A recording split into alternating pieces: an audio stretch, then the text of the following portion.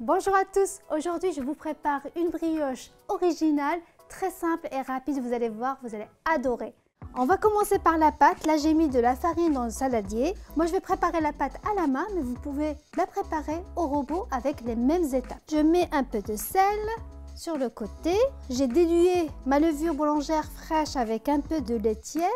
Je le mets de l'autre côté, comme ça ils n'auront pas le temps de se mélanger en attendant que je commence à pétrir.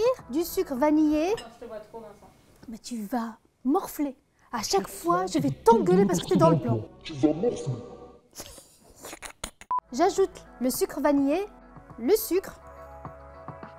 Hop, je fais un petit puits. Je casse mes œufs. Je mets le lait à température ambiante ou bien tiédie. Je vais commencer un petit peu à mélanger et après j'ajouterai le beurre. Donc là mon beurre il est assez mou. Sortez-le 30 minutes avant de commencer votre brioche, ce serait parfait. Et là je commence. Je pétris l'huile de coude, ça relaxe. Et là pour bien pétrir votre pâte, n'hésitez pas à fariner un petit peu le plan de travail. Je la mets comme ça, je maîtriserai mieux le pétrissage. Ne vous inquiétez pas si la pâte est collante, c'est tout à fait normal. C'est le but pour avoir une mie très moelleuse après. Et là, vous pensez à quelqu'un que vous n'aimez pas. J'ai pétri ma pâte pendant 10 minutes. Là, c'est parfait. Je la place dans le saladier. Je prends un film alimentaire. Je couvre mon saladier. Et là, je vais la placer dans un endroit tempéré et je vais la laisser pousser tranquillement pendant 2 heures. Après 2 heures de pause, ma pâte a bien levé. Je vais enlever le film. Et là, je vais dégazer ma pâte. Il suffit juste, regardez-moi ça, avec le point de votre main. Après l'avoir dégazée, j'ai fait une petite boule. Puis après, je vais fariner mon plan de travail. Je vais étaler la pâte en un grand rectangle assez fin. Mine de rien, il est petit, mais il est efficace. Non mais ça ressemble pas à un rouleau pâtissier, on est d'accord. Non. C'est ma collection de sex toys.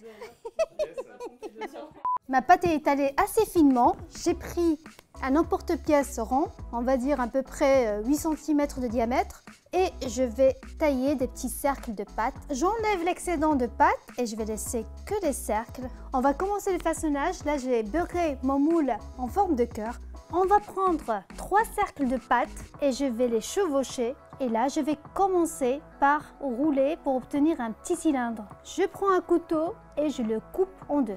Et là, on obtient des jolies petites fleurs de pâte que je vais déposer dans le moule. Là, je les dépose. C'est pas la peine que je les serre. Je les espace un tout petit peu vu qu'ils vont encore lever.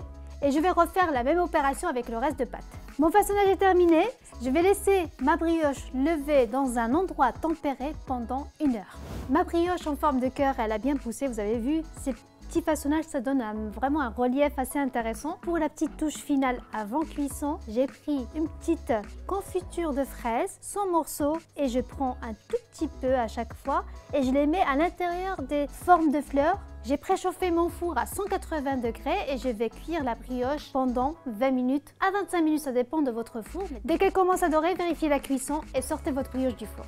L'heure de la dégustation de notre cœur brioché est arrivée. Donc vous avez vu le résultat, c'est super beau. Si vous avez envie de saupoudrer de sucre glace, faites-le. Si vous avez envie aussi d'avoir plus de brillance, badigeonnez la brioche d'œuf battu avant de la cuire. Mais sinon, tout est nickel. Je vais la déguster avec mes collègues et je vous dis à très bientôt pour d'autres recettes.